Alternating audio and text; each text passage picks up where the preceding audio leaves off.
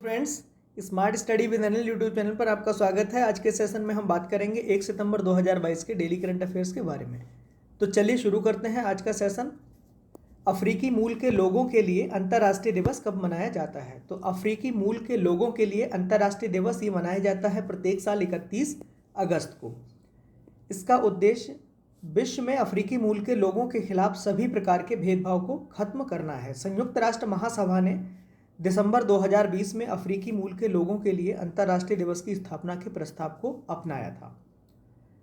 Important days को देख लेते हैं एक नज़र। 1 अगस्त को क्या मनाया गया था? National mountain climbing day. 1 से 7 अगस्त विश्व स्तनपान सप्ताह। 6 अगस्त को हिरोशिमा दिवस। 7 अगस्त राष्ट्रीय हथकरघा दिवस। 9 अगस्त नागासाकी दिवस। 12 अगस्त अंतर्राष्ट्रीय युवा दिवस। 19 अगस्त विश्व फोटोग्राफी दिवस।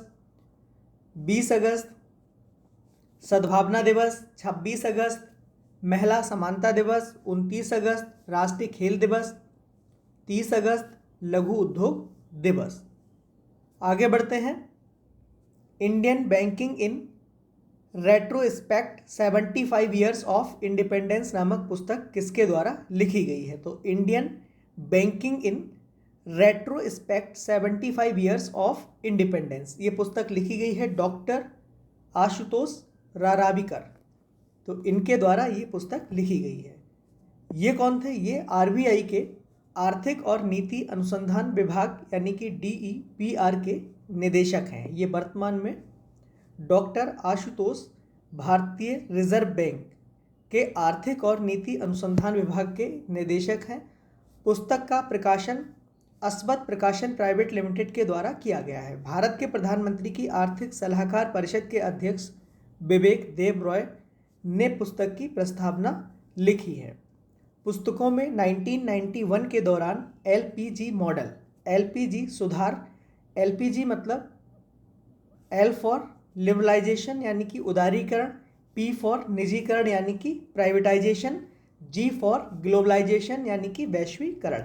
तो LPG सुधार 1991 के दौरान जो LPG सुधार 1969 में पहली बार बैंकों का राष्ट्रीयकरण, 1991 के बाद नए निजी बैंक के क्षेत्रों का लाइसेंस, भुगतान बैंकों की स्थापना, लघु वित्त बैंक जैसे विभिन्न आर्थिक विकास पर इसमें प्रकाश डाला गया है।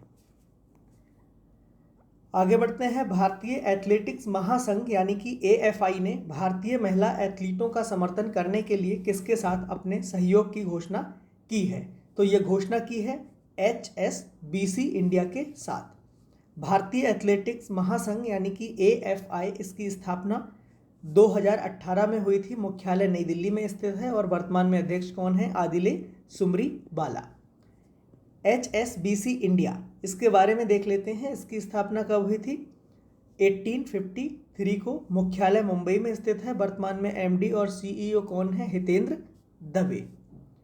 अगला प्रश्न है, कहाँ पर दुनिया का सबसे बड़ा धार्मिक स्मारक बनाया गया है? तो ये बनाया गया है पश्चिम बंगाल में। वैदिक तारामंडल का मंदिर पश्चिम बंगाल के मायापुर में नादिया जिले में है, जो कि international society of Krishna consciousness यानी कि इस्कॉन के मुख्यालय के रूप में काम करेगा, जो दुनिया का सबसे बड़ा गुम्बद भी होगा। ये ताजमहल और सेंट पीटर्सबर्ग से भी बड़ा होगा।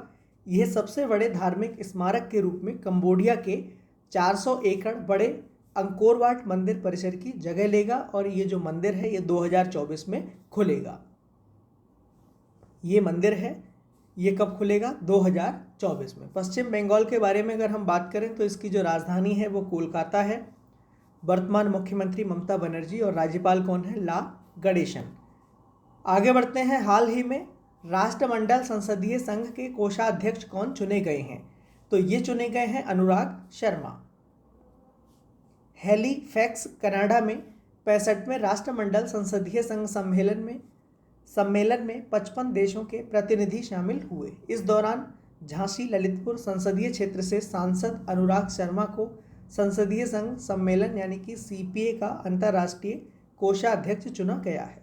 CPA ये दुनिया का सबसे बड़ा और सबसे पुराना अंतर्राष्ट्रीय संसदीय संघ है। इसमें भारत के लिए एक और सीट बढ़ा दी गई है, जिससे कुल भारतीय संख्या अब कितनी हो गई है, 4 प्रतिनिधियों तक पहुंच गई है। आगे बढ़ते हैं। प्रधानमंत्री नरेंद्र मोदी ने 1745 करोड़ रुपए की लागत से बनी दुनिया की सबसे लंबी शाखा नहर का उद्घाटन कहां पर किया है? तो इसका जो उद्घाटन है ये कहां किया है? गुजरात में किया है। प्रधानमंत्री नरेंद्र मोदी ने दक्षिण गुजरात के नर्मदा सरोवर बांध से कच्छ में पानी लाने वाली नर्मदा नहर का उद्घाटन किया है। 357.18 किलोमीटर लंबी कच्छ शाखा नहर जो नर्मदा जिले के सरदार सरोवर नर्मदा बांध से गुजरात के मांडवी तालुका के आखिरी गांवों तक फैली हुई है। गुजरात के बारे में अगर हम बात करें तो इसकी जो कैपिटल है ये क्या है? गांधीनगर है। वर्तमान में गवर्नर कौन है? आचार्य देवव्रत हैं।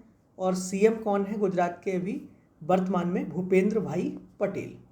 आगे बढ़ते हैं। ब्लूमबर्ग बिलियनियर्स इंडेक्स के अनुसार कौन सा भारतीय व्यवसायी दुनिया का सबसे अमीर व्यक्ति बन गया है? तो ये कौन बने हैं? गौतम अडानी।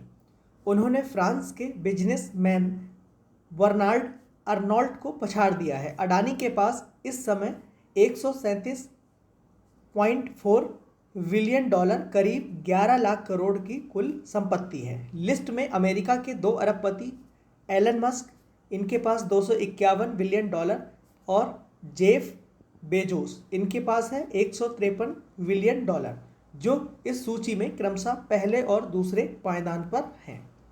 रिलायंस के प्रमुख मुकेश अंबानी, कुल इनकी संपत्ति कितनी है? 91.9 बिलियन डॉलर। अगर हम इंडियन रुपीज़ में बात करें तो 7.3 लाख करोड़ रुपीज़ के साथ इनका जो स्थान है इस सूची में 11वें नंबर पर है। अगला प्रश्न है, सुमंग लीला किस राज्य में आयोजित एक पारंपरिक त्योहार है? तो सुमंग लीला ये मणिपुर राज्य में आयोजित होने वाला एक पारंपरिक त्योहार है। 50वां अखिल मणिपुर सुमंग लीला महोत्सव 2021-22 इम्फाल के इबो मैया सुमंग लीला सांगलेन में शुरू हुआ। इसके उद्घाटन समारोह में मणिपुर के राज्यपाल ला गणेशन और मुख्यमंत्री एन बीरेन सिंह शामिल हुए। सुमंग लीला मणिपुर में रंगमंच का एक पारंपरिक रूप है और महिला कलाकारों की भूमिकाएं सभी पुरुष अभिनेताओं के द्वारा निभाई जाती हैं और पुरुष पात्रों को महिला कलाकारों के द्वारा इसको निभाया जाता है। यानी कि पुरुष कलाकार जो होते हैं वो क्या करते हैं? महिला कलाकारों की भूमिकाएं कौन निभाता है? पुरुष अभिनेता। और जो महिलाएं होती हैं उन और जो पुरुषों के जो पात्र होते हैं वो महिला कलाकारों के द्वारा निभाया जाता है। किस राज्य के मुख्यमंत्री ने सीएम उद्योग खिलाड़ी उन्नयन योजना शुरू की है? तो ये की है उत्तराखंड राज्य के मुख्यमंत्री के द्वारा। सीएम ने 8 से 14 वर्ष आयु के खिलाड़ियों को प्रत्येक माह 1500 रुपये की खेल छात्रवृत्ति देने की शुरुआत करते हुए कई अन्य घोषणाएं भी की हैं। राज्य में खेल विकास निधि की स्थापना भी की जाएगी। प्रत्येक जिले में 8 खेल प्रशिक्षकों की नियुक्ति होगी। मलखंभ खेल को नीति में शामिल किया जाएगा। इस योजना से कुल 3900 बालक एवं बालिकाओं को लाभ मिलेगा। उत्तराखंड के बारे में अगर हम बात करें तो इसके वर्तमान मुख्यमंत्री कौन है? पुष्कर सिंह धामी हैं। इसकी 2 राजधानियां हैं, एक तो देहरादून है जो कि शीतकालीन राजधानी है और गैरसैंण ये ग्रीष्मकालीन राजधानी है। वर्तमान में राज्यपाल कौन है? Lieutenant general Gurmeet Singh. आगे बढ़ते हैं। कौन सी कंपनी दुनिया का सबसे बड़ा कार्बन फाइबर प्लांट लगाएगी? तो ये लगाएगी रिलायंस इंडस्ट्रीज।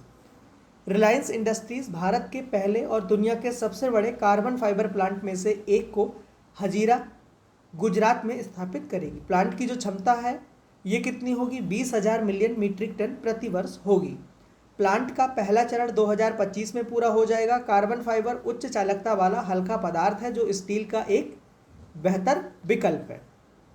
अगला प्रश्न है, किस प्रख्यात अर्थशास्त्री और योजना आयोग के पूर्व सदस्य एवं ग्रामीण अर्थव्यवस्था के प्रमुख का हाल ही में निधन हो गया है? तो ये कौन थे? अभिजीत सेन, जिनका अभी हाल ही में निधन हो गया है। पूर्व प्रधानमंत्री मनमोहन सिंह के कार्यकाल के दौरान अभिजीत सेन साल 2004 से साल 2014 तक योजना आयोग के सदस्य रहे। अभिजीत सेन को साल 2010 में पद्म भूषण से सम्मानित किया गया था। तो ये कौन थे? ये थे अभिजीत सेन, जिनका अभी हाल ही में निधन हो गया है। हाल ही में सोवियत संघ के किस पूर्व राष्ट्रपति का निधन हो गया है? तो ये कौन थे? ये थे मिखाइल गोर्बाचेव। तो मिखाइल गोर्बाचेव यूएसएसआर के अंतिम नेता थे। उन्हें ओजस्वी सोवियत नेता माना जाता था, जो नागरिकों को आज़ादी देकर लोकतांत्रिक सिद्धांतों की तर्ज पर कम्युनिस्ट शासन में सुधार लाना चाहते थे। मिखाइल गोर्बाचेव को 1990 में नोबेल शांति पुरस्कार से भी सम्मानित किया गया है। तो आज के लिए बस इतना ही। धन्यवाद।